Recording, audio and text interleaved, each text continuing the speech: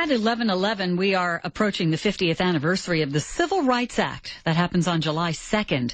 And there is now a huge effort to find more stories of the civil rights struggle, especially in Northern Virginia. The project is a result of a conversation Virginia Congressman Connolly had with constituents. And a woman piped up and said, you know, the sad thing about this is we're losing memories with, 50 years now, and some people die with the song still in them.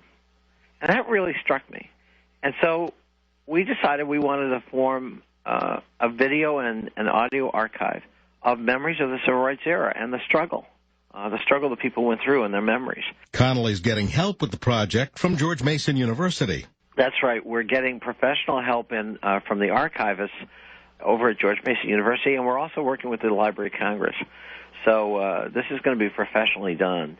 And the interviews have been extremely moving. I mean, the stories range from people who were beaten and served time in jail to exercise their rights as a citizen that were being denied in Jim Crow South, to people who had memories about segregated education and being bused. Here in Fairfax, for example, before there was a high school for African Americans, all of them had to be bused from Fairfax to Manassas, to the nearest high school for blacks.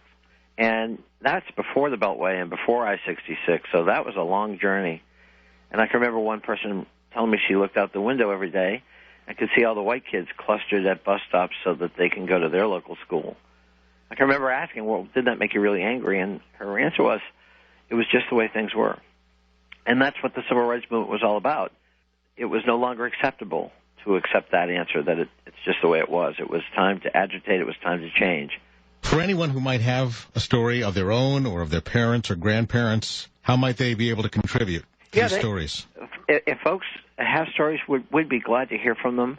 They can contact my office, and we'll be glad to meet with them and hear their story.